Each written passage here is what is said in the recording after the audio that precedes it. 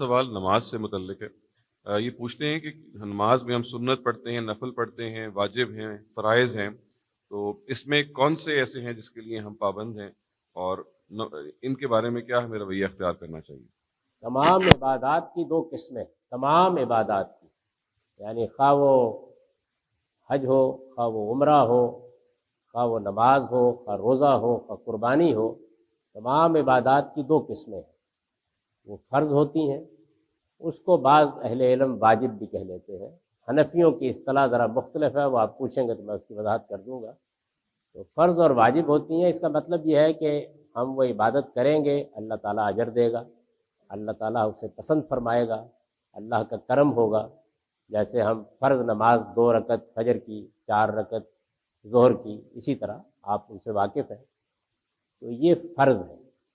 اس کو اگر ہم ادا کریں گے، اس فرض کو پورا کریں گے تو اللہ اس کا اجر دے گا، نہیں کریں گے تو اس پر پوچھے گا، جواب دہ ہوں گے۔ دوسری قسم نفل ہے۔ نفل کا مطلب، نفل یا تطوع دونوں لفظ استعمال ہوتے ہیں۔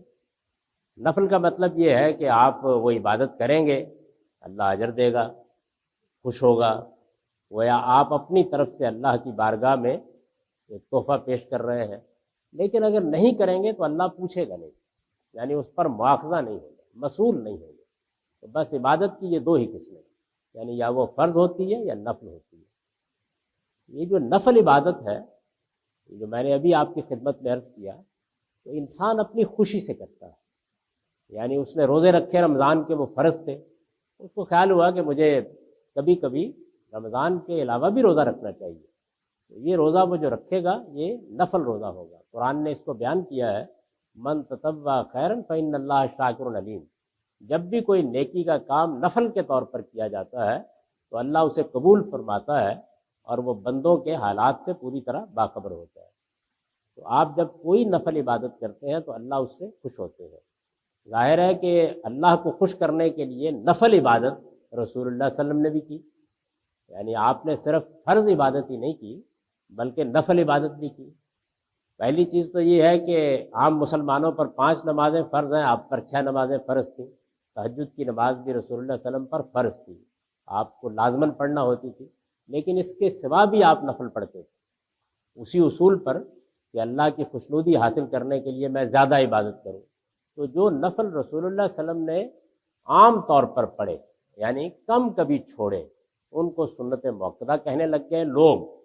حضور نے یہ بات نہیں کہی تھی، وہ نفل عبادت تھی۔ یعنی جب لوگوں نے دیکھا کہ رسول اللہ صلی اللہ علیہ وسلم نے وہ نفل عام طور پر پڑھے ہیں تو ان کو کیٹیگرائز کرنے کے لیے سنت موقدہ کا نام دے دیا، اور جو نفل رسول اللہ صلی اللہ علیہ وسلم نے کبھی کبھار پڑھے یا کبھی کسی کو پڑھنے کے لیے کہہ دیا، ان کو سنت غیر موقدہ کہا جانے لگا۔ یہ سب نفل ہی ہے۔ تو عبادت کی 2 ہی قسمیں ہیں، وہ فرض ہوتی ہے یا نفل ہوتی ہے۔ فرض ادا نہیں ہوں گے تو خدا پوچھے گا، اور نفل نہیں ادا ہوں گے تو پوچھے گا نہیں، لیکن آپ نفل پڑھیں گے تو اس سے اللہ کا تقرب حاصل ہوگا، اللہ تعالیٰ کی خوشنودی حاصل ہوگی، اللہ سے آپ نزدیک ہوں گے، اور اللہ کا زیادہ کرم، زیادہ عنایت۔